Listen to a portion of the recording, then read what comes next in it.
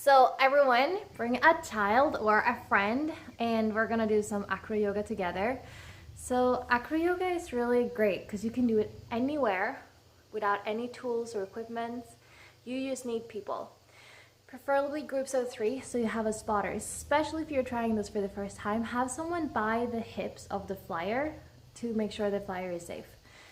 And me and Sandra are gonna show a series of poses now and with like 2 different levels.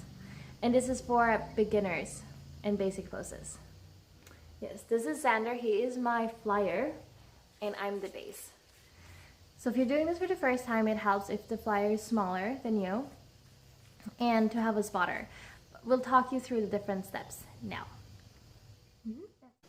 So this first option to get into a chair is if you have smaller kids.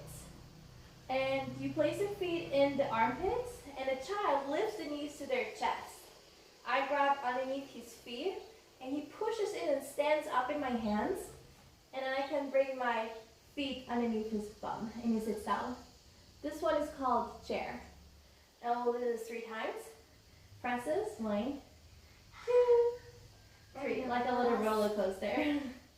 To come down, I place my hands behind his ankles and we can come down just standing here. Right. And if you have a taller child or person, the person can come and stand here on each side of your ears. And this is where you really need to get your legs down low. And I reach my toes, not on the sitting bones, but lower. So like on his thighs. He sits down and I hold his ankles. I don't stay here. I extend my legs and arms. And I have my hands behind his ankles, and then I shift and place my hand underneath his feet. If you need to adjust the feet here, we can lean into 3 points of contact. So Xander will lean into 2 of my hands and 2 on my foot. And I'm going to take this foot away. And I can take 1 foot away and adjust it. And then the other foot, he leans a little bit to the side and I can adjust my feet. And I'll do 3 presses here.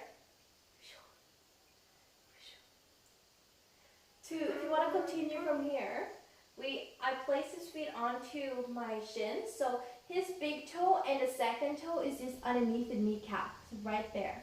I squeeze his feet towards my shins and he slowly looks at the front wall and stands up slowly. Here you can either have your knees over your hips or you can like collapse your legs into you. From here we take hands. And he places a lot of weight in his hands, which is key. And he leans his weight to 1 foot. He shifts his weight, and I place my foot onto his hip. Look up and forward. Yeah. Coming into bird. Here he really lifts his shoulders, and he activates his body. And my hands are always here. Take hands, and then slowly come down.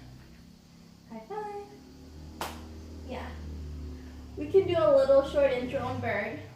His feet are close to my hips so I can touch his feet. And he's standing up straight and tall and he does not bend in his hips. He keeps his hips pressing forwards towards me. Flyers fingers forward so the base's hands are turned out.